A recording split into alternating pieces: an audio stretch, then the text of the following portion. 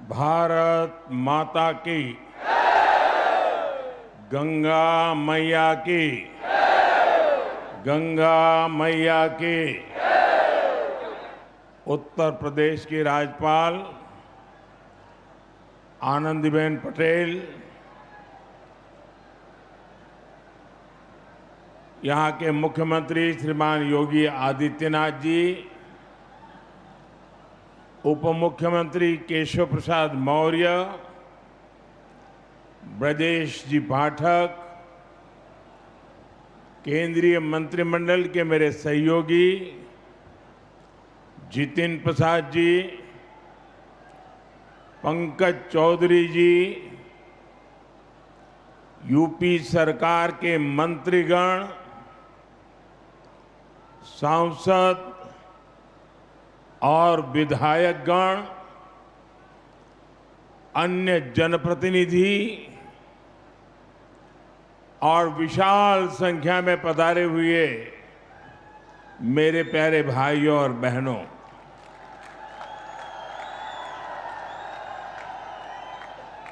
सर्वप्रथम मैं भगवान नरसिंह की इस पुण्य भूमि को प्रणाम करता हूं।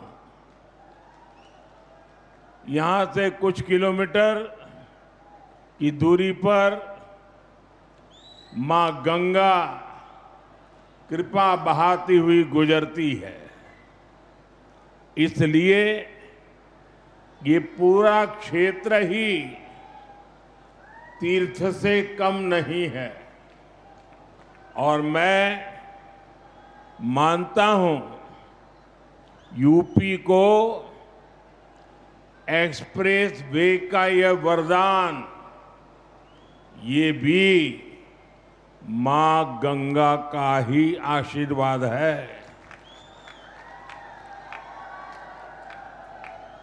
अब आप कुछ ही घंटों में संगम भी पहुंच सकते हैं और काशी में बाबा के दर्शन करके भी वापस आ सकते हैं। साथियों,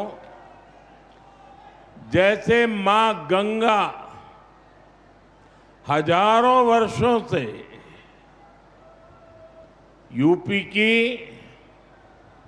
और इस देश की जीवन रेखा रही है, वैसे ही आधुनिक प्रगति के इस दौर में उनके समीप से गुजरता ये एक्सप्रेसवे, ये यूपी के विकास की नई लाइफलाइन बनेगा। ये भी अद्भुत संयोग है कि पिछले 4-5 दिनों में मैं मां गंगा के सानिध्य में ही रहा हूं। 24 अप्रैल को मैं जब बंगाल में था तो मां गंगा के दर्शन किए थे, और फिर कल तो मैं काशी में था।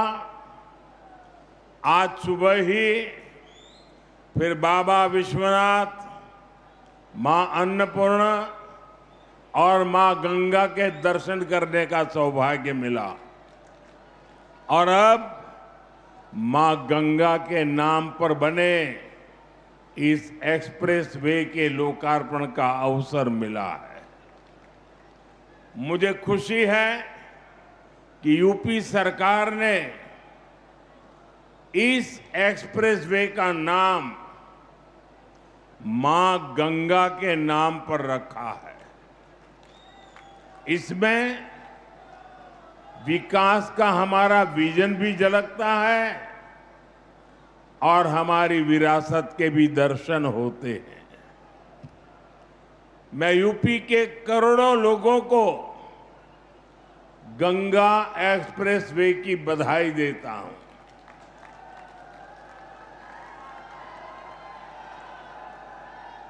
साथियों, आज लोकतंत्र के उत्सव का भी एक अहम दिन है।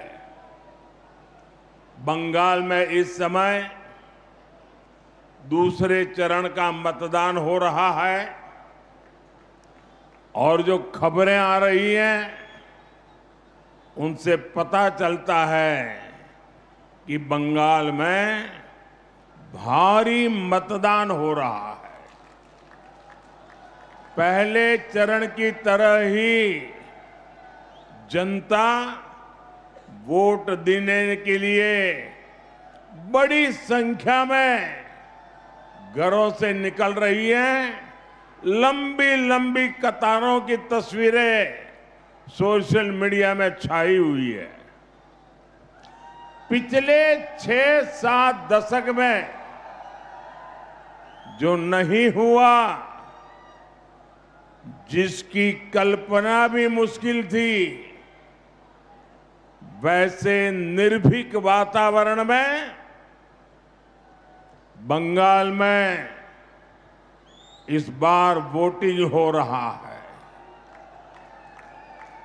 लोग भय मुक्त होकर वोट दे रहे हैं। ये देश के संविधान और देश के मजबूत होते लोकतंत्र का पुण्य प्रतीक है। मैं बंगाल की महान जनता का आभार व्यक्त करता हूं कि वो अपने अधिकार के प्रति इतनी सजग है, बड़ी संख्या में वोटिंग कर रही है। अभी वोटिंग खत्म होने में कई घंटे बाकी है। मैं बंगाल की जनता से आग्रह करूंगा कि लोकतंत्र के इस पर्व में ऐसे ही उत्साह से भाग लें। साथियों, कुछ समय पहले जब बिहार में चुनाव हुए तो बीजेपी एनडीए ने प्रचंड जीत दर्ज की थी, एक इतिहास रच दिया था। अभी अभी कल ही गुजरात में महानगर पालिका, नगर पालिका, जिला पंचायतें, नगर पंचायतें, तहसील पंचायत, इन सब के चुनाव के नतीजे आए हैं। और आप मेरे उत्तर प्रदेश वासियों को खुशी होगी, 80 से 85% नगर पालिका और पंचायतों भाजपा ने जीत ली है।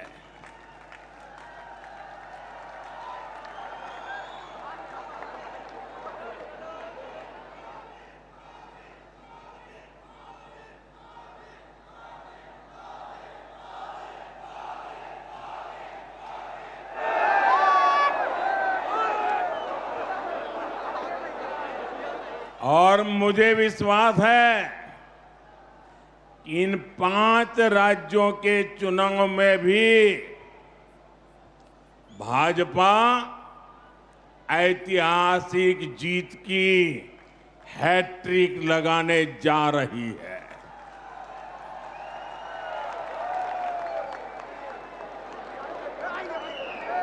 चार मई के नतीजे विकसित भारत के संकल्प को मजबूत करेंगे, देश के विकास की गति को नई ऊर्जा से भरेंगे। साथियों, देश के तेज विकास के लिए हमें तेजी से आधुनिक इंफ्रास्ट्रक्चर का भी निर्माण करना है। दिसंबर 2021 में गंगा एक्सप्रेसवे का शिलान्यास करने मैं शाहजहांपुर आया था। अभी 5 साल से भी कम समय हुआ है और आप देखिए देश के सबसे बड़े एक्सप्रेसवेज में शुमार यूपी का सबसे लंबा ग्रीन कॉरिडोर एक्सप्रेसवे ये 5 साल के भीतर भीतर बनकर तैयार हो गया है।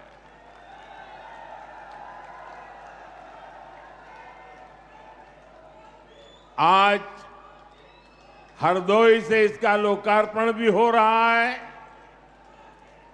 यही नहीं, एक और गंगा एक्सप्रेसवे का निर्माण पूरा हुआ है, तो साथ ही इसके विस्तार की योजना पर भी काम शुरू हो गया है। जल्द ही गंगा एक्सप्रेसवे मेरठ से आगे बढ़कर हरिद्वार तक पहुंचेगा।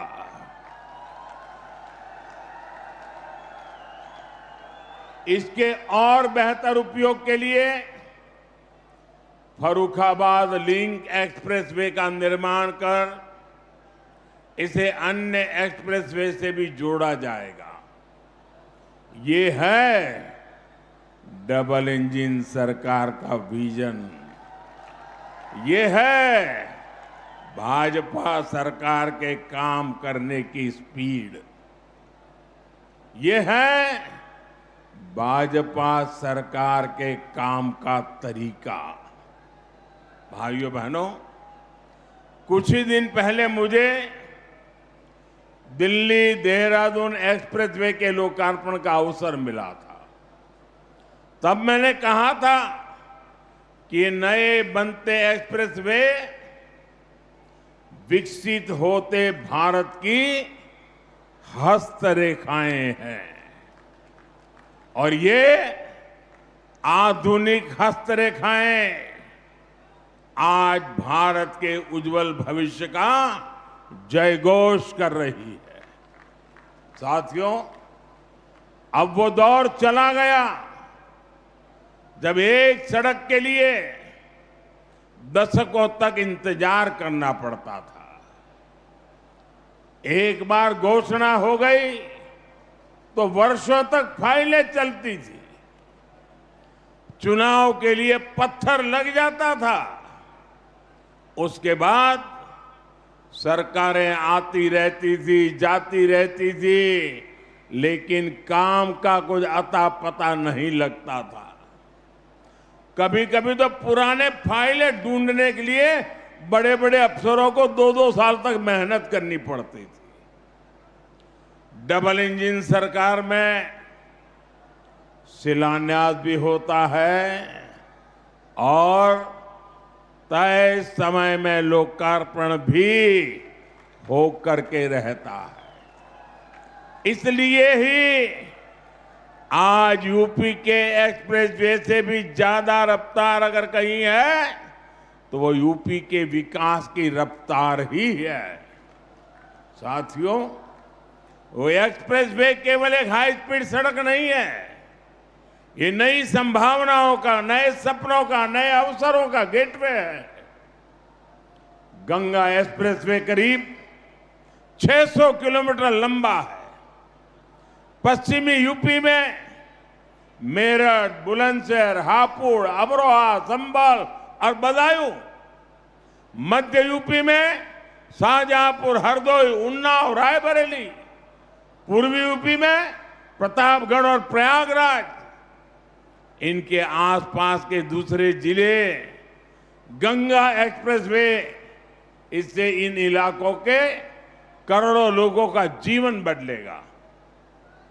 साथियों, इन क्षेत्रों को गंगा जी और उनकी सहायक नदियों की उपजाऊ मिट्टी का वरदान मिला है।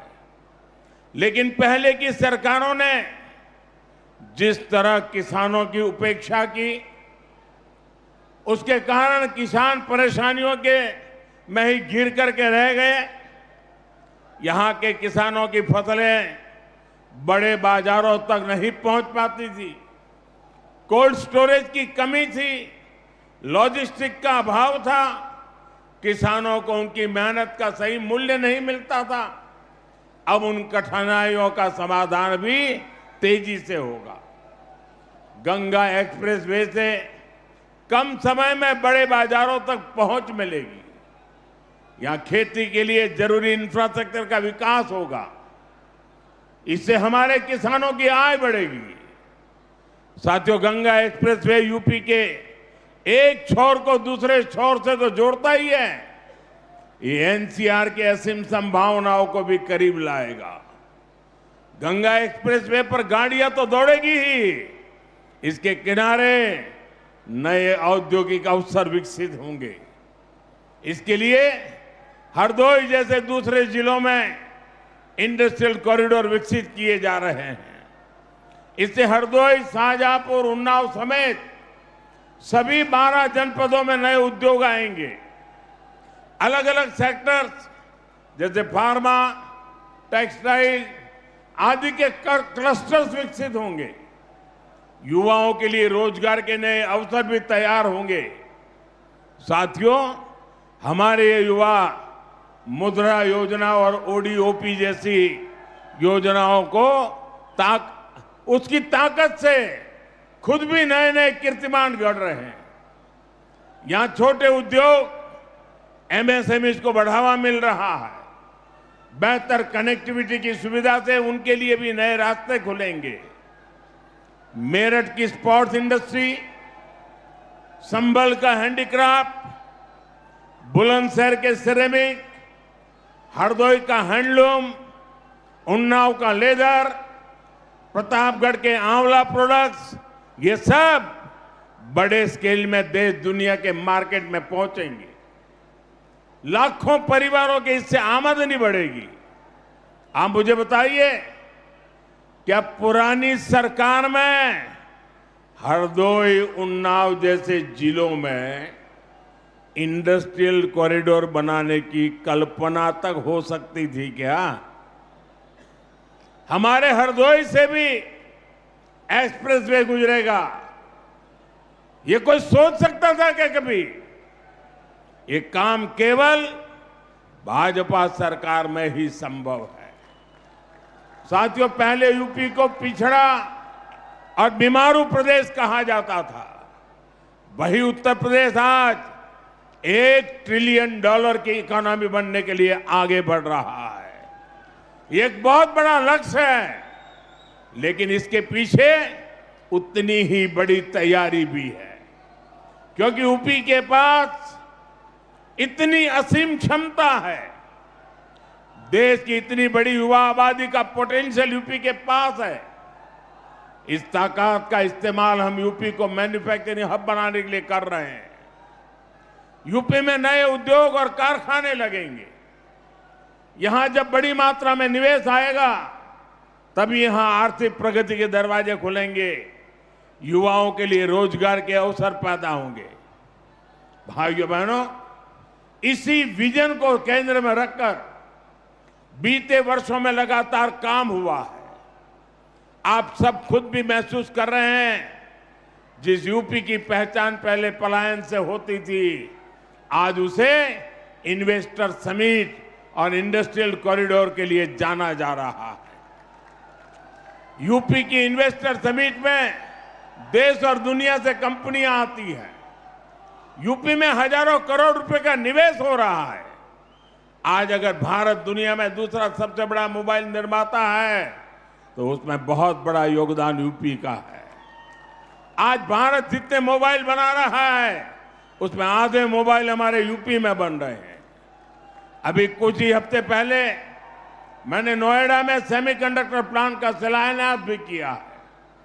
साथियों, आप सब जानते हैं, एआई के इस दौर में सेमीकंडक्टर कितनी बड़ी फील्ड बनाती जा रही है। यूपी उसमें भी लीड लेने के लिए आगे बढ़ रहा है।